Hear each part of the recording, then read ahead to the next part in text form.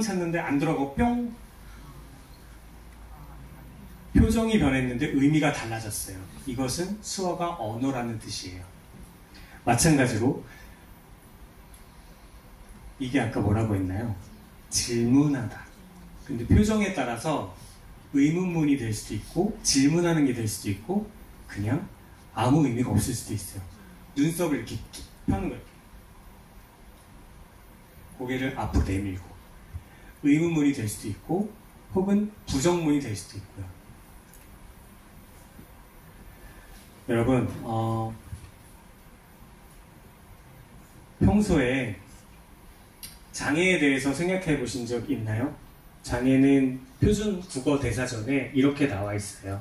신체기관이 본래 재기능하지 못하거나 정신력이 결합있는 상태.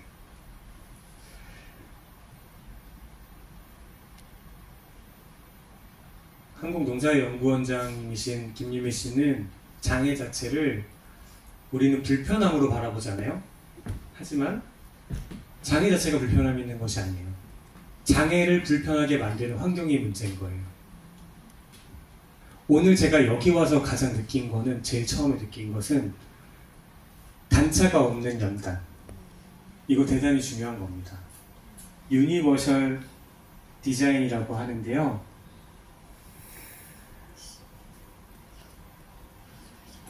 우리가 장애를 장애로 바라보지 않도록 하기 위해서 상황을 맞춰주는 거예요.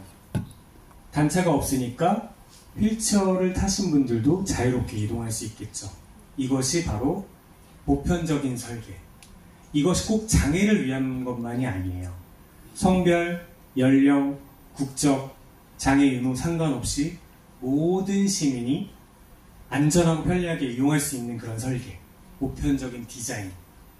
대표적인 것 이거 있고요. 또 뭐가 있을까요? 여러분들이 경험한 것 중에 보도블럭? 보도블럭? 경사로 말씀하시는 거겠죠? 경사로. 또 뭐가 있을까요? 여러분들 장애를 생각하지 마시고 여러분들이 이미 하고 있어요. 이용하고 있어요. 뭐가 있어요? 지하철의 엘리베이터, 노약자를 위한 엘리베이터, 그리고 신호등 어때요? 신호등에 깜빡깜빡 밑에 숫자 나오죠? 그리고 또 뭐가 있어요? 저상버스. 그리고 버스 아니고 버스고 지하철이고 전광판이 나오죠. 아, 그리고 그 휠체어 탄 사람들 내려갈 수 있게 해주는 이동장치. 네, 이동장치 여러 것들. 그렇습니다. 이러한 설계가 있을 때 장애와 비장애의 경계는 없어져요. 그림이 하나 있는데요. 왼쪽 그림은 전체 청인사회에 있는 소수의 농인을 뜻한 것이고, 오른쪽 사진은 농인사회 속에 속한 청인을 뜻하는 거예요. 이 그림이 어떤 느낌이 드시나요? 만약에 우리 사회 안에도 유니버셜 디자인이 있다면 농과 청의 구분은 없어질 것 같아요. 우리가 농인과 청인을 구분하는 이유는 뭐예요? 소리예요, 소리. 소리. 단지 소리 하나. 소리가 있는 사람과 소리가 없는 걸로 우리 대다수는 소리를 사용하기 때문에 자연스럽게 소리를 접하지 못한 분들은 소외가 되는 거죠. 근데 재밌는 건 뭔지 아세요? 농인분들은 세상을 바라볼 때 두 부류의 사람으로 분류를 해요. 소리가 없는 자신들, 소리가 있는 다른 사람들.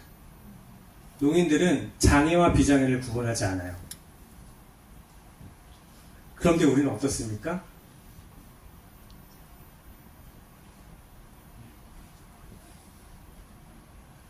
우리는 오로지 들으려고만 합니다.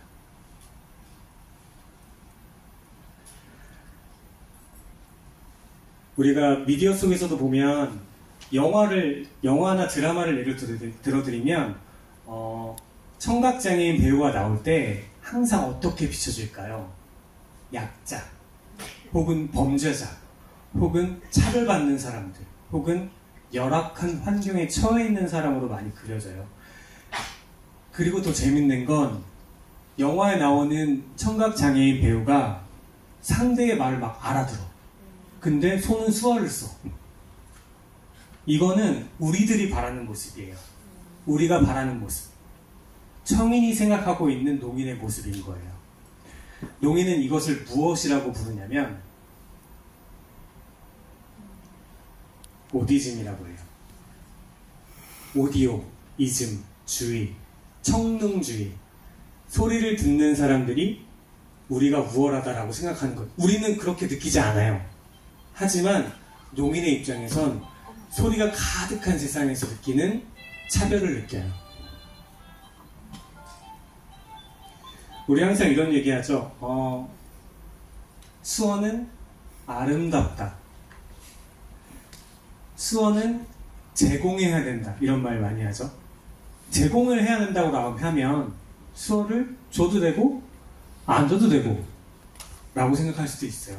아까 한국 수어 언어법처럼 농인과 한국 수어 사용자에게 어떤 차별을 하면 안 된다고 법에 나와 있어요. 예를 들면 공동주택의 화재경보 어떻게 울려요? 소리로 울려요. 열차 지연 안내방송 어떻게 해요? 소리로 들려요. 긴급 재난경보 어떻게 돼요? 소리로 울려요. 농인들은 어떻게 해요? 만약에 지금 막 전쟁이 터졌어. 우린 소리 들어서 알죠? 그 소리가 무엇인지. 농인들은 어떻게 할까요? 집에서 TV 보고 있겠죠? 화재가 났는데 어떻게 알아요? 냄새가 나야 그나마 알겠죠?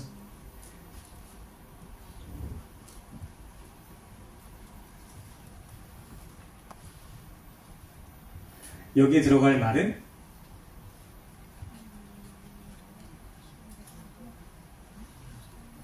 서비스. 우리가 알게 모르게 농인들에게 무언가를 준다, 제공한다라는 생각을 항상 가지고 있어요. 이들은 평범하게 누려야 될 권리인데 우리가 항상 제공한다라고 알고 있어요. 그렇다면 우리의 머릿속은 듣지 못한다, 청각장애, 동정이라는 단어를 머릿속에 지니고 있어요. 우리도 모르게요. 이거 좀 바꿔보죠. 눈으로 본다. 듣지 못한다가 아니라 눈으로 본다. 청각장애는 농인, 동정은 존중. 이 세 가지를 기억하시면 좋겠어요. 눈으로 본다, 농인이다, 존중한다. 재밌는 그림이 하나 있는데요. 요 세 가지 만화 컷의 왼쪽, 새들이 시간 다 됐어, 가자. 아빠가 아이한테 집에 가자고 빨리 재촉하는 거야. 농인 아버지예요. 그런데 아이는 집에 갈 생각을 하죠. 왜냐고요? 아빠는 그렇게 얘기해놓고 친구랑 계속 수다 떨고 있어요. 왜냐하면 농인들이 작별 인사를 마치려면 한 45분 더 있어도 돼. 이 아이들은 체득한 거예요. 이게 뭐냐면 롱 굿바이 문화라고 해요. 농인들은 우리 사회 전체가 말을 쓰는 집단이잖아요. 그 중에서 농인을 만나기가 쉽지가 않아요. 그럼 만났을 때 어떻게 해요? 최대한 본전을 뽑아요. 하루 종일 대화해요. 정말 하루 종일 대화해요. 비단 농인뿐만 아니라 소수 언어 집단인 사람들이 누구에게나 겪는 일이에요. 예를 들면 해외에 있는 우리 교포들, 이민자들 모임도 마찬가지예요. 우리는 근데 이건 농인의 문화인가 보다 라고 생각할 수 있겠죠.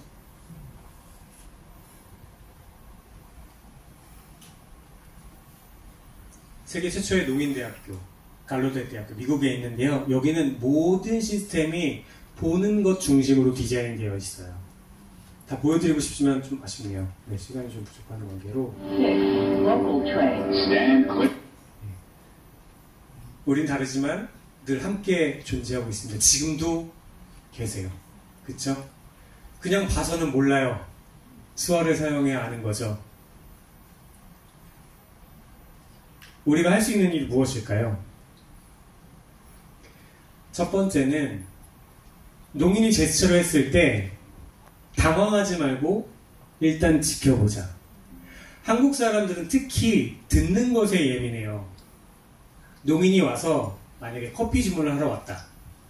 일단 이렇게 하는 순간 얼음이 돼요. 어떡하지? 그런데 한 농인이 네덜란드에 유학을 갔는데 화장실을 찾고 싶었어요. 자기는 농인, 유럽 네덜란드인. 그래서 화장실 가고 싶어서 이렇게 했대요. 그랬더니 유럽인들의 반응은 바로 알려주더라는 거예요. 근데 한국에서 이렇게 하면 너무 당황을 하는 거죠. 왜냐하면 우리가 알게 모르게 소리에 너무 반응해 있어요. 누군가 손짓을 하면 내가 이걸 어떻게 해야 되지? 당황을 먼저 하게 된대요. 우리가 이제 농인을 만났을 땐 제스처를 했을 때 우리가 먼저 참을성 있게 봐주고 이해하려는 노력이 필요하다. 그리고 에티켓을 좀 알려드릴 텐데요. 많이 궁금해하실 텐데 우리가 좀 흔히 하는 실수예요. 지하철에서 만약에 농인 2명이 앉아서 대화를 하고 있을 때 여러분들은 자꾸 시선이 가니까 이렇게 쳐다보게 되죠? 쳐다보면 안 돼요. 그거는 마치 두 분이서 대화를 하고 있는데 이렇게 듣는 것과 마찬가지예요. 수어 대화를 보시더라도 모른 채 하세요. 그게 에티켓입니다. 그리고 농인을 호명할 때, 부를 때 어떻게 할까요? 농인이 이렇게 뒤돌아 있어. 어떻게 불러요? 야! 뒤 좀 돌아봐 이렇게 해요. 어떻게 해요? 달려가서 그래도 안 돌아봐. 그래도 안 돌아봐. 그래도 안 돌아봐. 불을 껐다 켰다 껐다 켰다. 우리가 소리에서 말에서 시각으로 바꾸면 이런 행동들이 가능해져요. 그렇다고 등을 갑자기 팍 치면 큰일 나요. 큰일 나요. 놀라겠죠? 우리 마스크 요즘은 많이 안 쓰는데 마스크를 벗고 이야기하기. 왜냐고요? 나는 지금 수화를 모르잖아요. 입모양으로도 할 수 있어요. 어느 카페에서 알바를 하던 농민의 사례인데 청인 손님이 왔어요. 그래서 이 친구가 커피를 포장해 갈 거예요? 드시고 가실 거예요? 라는 말을 해야 돼. 어떻게 하셨는지 아세요? 머그컵과 일회용 컵을 들고 이렇게 했대요. 이건 제스처죠. 하지만 우리가 충분히 알아들을 수 있어요. 이러한 시도를 하는 것이 중요해요. 그리고 중요한 것, 수어나 농인을 차별의 대상 혹은 비난의 대상에 언어를 하거나 말을 하거나 비하하지 않기, 수단으로 이용하지 않기. 예전에 덕분에 챌린지에서 이렇게 했더니 의료단체에서 아마 이거를 빚고 와서 이렇게 만든 그림을 배포한 적이 있어요. 이것은 언어에 대한 모욕인 것 같아요. 벙어리라고 말하는 것, 귀머거리라고 말하는 것, 속담에 있긴 하지만 국가인권위원회에서도 사용을 지양하라는 권고를 했어요. 농인을 낮잡거나 비하하는 표현이기 때문이에요. 마지막으로 우리들이 삶이 지칠 때 음악을 듣고요, 뮤지컬을 보고 영화를 보고 마음을 위로하는 것처럼 문화를 향유하는 것이 인간의 기본적인 욕구입니다. 농인들은 소리 중심의 문화에 있다 보니까 어느 행사를 가도 항상 음악 공연, 노래 공연이 많아요. 농인들은 정말 지루하죠. 문화를 공유하는 것에서부터 차별이 시작되기 때문에 여러분들이 이제 눈치를 채고 다른 사람들에게 이분들에게 제공할 것은, 이분들에게 주어져야 할 것은 이것이다라는 행동을 좀 보여주셔야 될 때입니다. 이제 마무리할게요. 얼마 전에 제가 소셜미디어를 보다가 한국에 온 외국인 감동 릴스가 되게 감동적이었어요. 내용은 외국인이 한국에 처음 와서 여행을 하다가 막 길을 헤매요. 길을 잃어버려. 근데 한국인들은 막 와가지고 막 도와줘. 영어를 잘 못하는데 막 도와줘. 열심히. 그래서 외국인들이 한국인들 정말 친절해, 대단해 라고 감동하는 영상이었어요. 우리가 해야 할 일은 뭔가요? 그 친절을 바로 우리 농인에게 먼저 행동하는 것이 좋지 않을까요? 외국인에게도 그렇게 하는데요.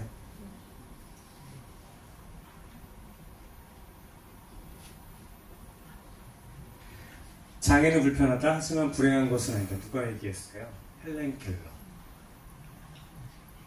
농인을 불편하게 바라고 불행할 거라 생각하는 것은 오직 소리를 가진 청인의 옹말이다. 누가 그랬어요? 제가요. 제가 얘기했어요. 네, 오늘 저의 이야기로 하여금 여러분들이 농인을 위해서 오늘부터 행동하게 되었으면 좋겠습니다. 듣는 것이 아니고 보는 것으로요. 강연을 마치겠습니다. 감사합니다.